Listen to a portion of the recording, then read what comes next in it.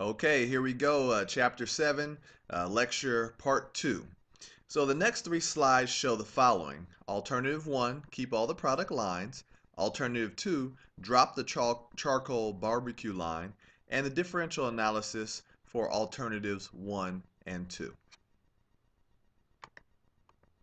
All right, so panel A, alternative 1, keep all product lines. So these are just the numbers if we don't do anything. Everything's status quo. This is how much you make for the gas barbecues. This is your sales revenue, 450, 90,000 for charcoal, 60,000 for barbecue accessories. Total revenue 600,000.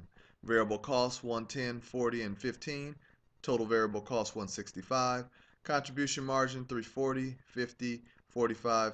Total of 435. We see a big difference between that 340,000 contribution margin for gas barbecues. Direct fixed cost 60,000, 40, and 16. That's 116,000, right? So remember, those are directly associated with these lines. So just to give you a little hint, you see we're thinking about getting rid of charcoal, but it's only $40,000 worth of direct fixed costs associated with this line. Allocated fixed cost is 90,000, 18,000, and 12,000, which equates to 120,000 total. So this 18,000 needs to be redistributed to gas barbecues and barbecue accessories should we remove this line, right? So sometimes at first glance people say, oh, well, 190,000 profit, $8,000 loss for charcoal, 17,000 for barbecue accessories. Go ahead and get rid of charcoal barbecues. But if you listen to some of the things that I say, don't jump to conclusions too fast. So alternative 2, but let's go back. Our total 199,000 profit. Panel B has alternative 2 to drop the charcoal barbecue line, right? So gas barbecues, those amounts are the same except for this allocated fixed cost is going to change. So now it's 105,882 and 14,118, and it was 90,000 and 18,000, right? So but we have to tack on that additional 18,000 of allocated fixed costs from charcoal to both of these options or both of these product lines. So now you have your profit of 174, 118 and 14,882, which is a total of 189,000. Uh-oh. Let's go back. Profit, if we keep all the lines, is 199,000. Profit, if we drop charcoal, is 189,000. I think we should stay with status quo. So, the differential analysis. 600,000 is the sales revenue.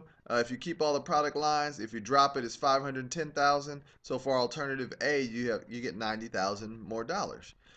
Variable cost is obviously going to be higher. It's going to be lower if you drop a line. So $40,000 is the difference. It's a difference of $50,000 in the contribution margin. Direct fixed cost is 116. Obviously, in option 2, it's going to be reduced because you only have 2 product lines instead of 3, and so the differential is 40,000. So as of right now, you look and say, what's our differences here, and you can kind of go along and see where the numbers are pointing you to. Allocated fixed costs, they're 120, and they're also 120 there. Those do not remove. Those remain. They don't go anywhere, so there's no differential.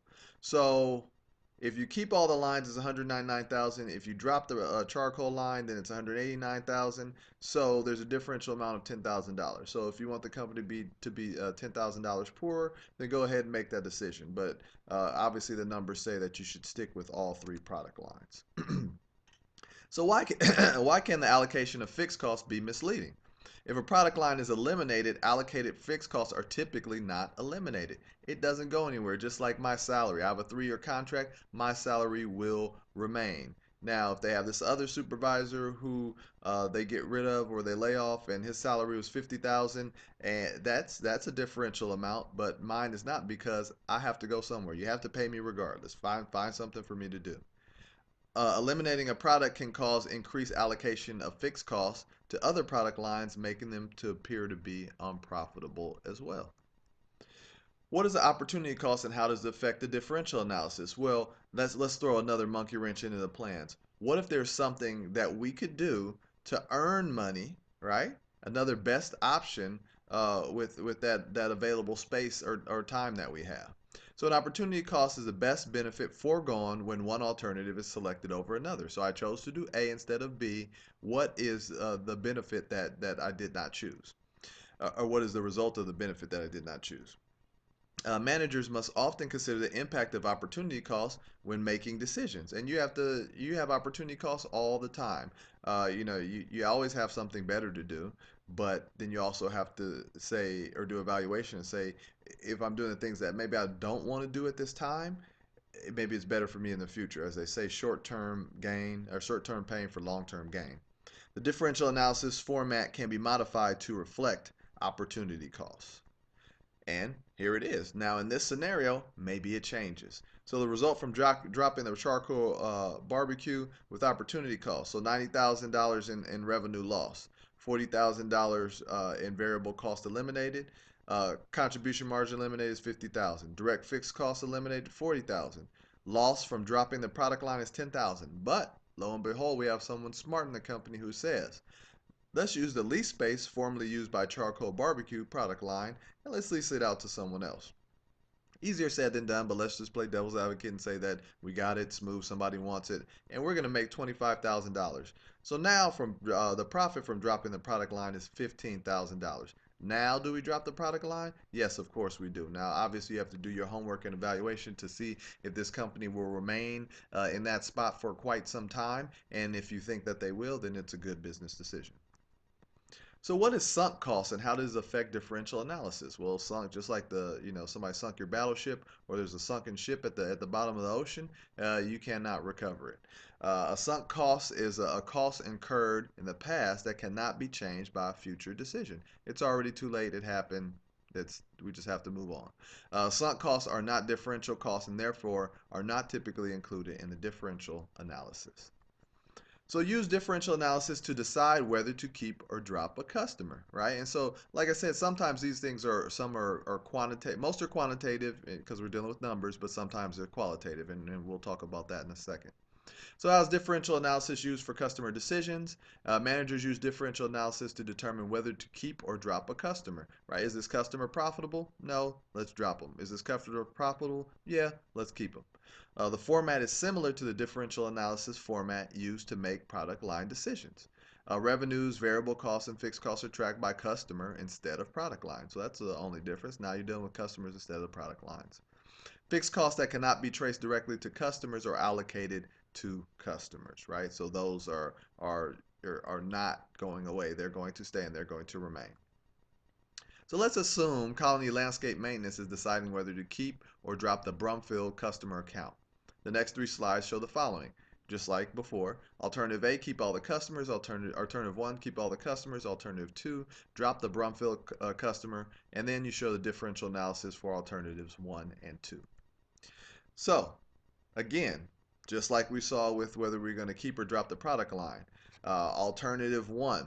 So here's Brumfield, here's Hodges, here's Orth, right? And so we see their sales revenue, variable, contribution margin, direct fixed costs, allocated fixed costs, profit loss, all of that, across the board for our totals. And obviously it makes sense. We're examining the Brumfield account because we show that the profit and loss of the Brumfield account is $15,000. But before we even get into that, or before we even make our calculation, you always want to look and say, well, what are our direct fixed costs and what are our allocated fixed costs? Well, 25,000 of direct fixed costs is going to go with Brumfield if we get rid of them.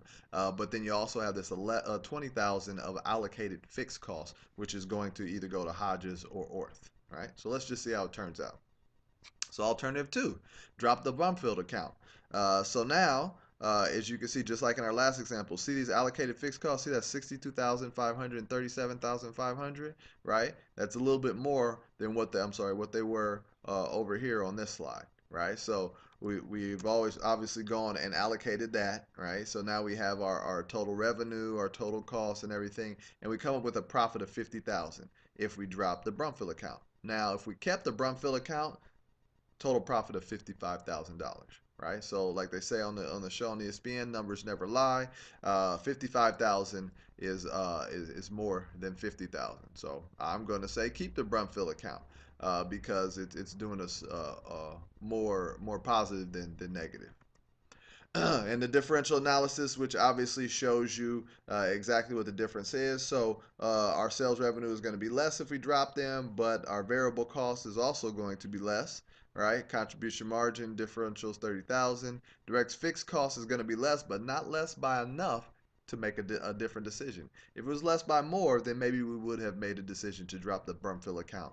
And then the allocated fixed cost is 100,000. There's no differential there, and that's the big thing too, because those allocated fixed costs will remain with us. So you want to understand cost terms used in differential analysis. So what are important terms used for differential analysis, right? And so just listen closely and obviously go back and read this slide if you don't have them ingrained into your brain.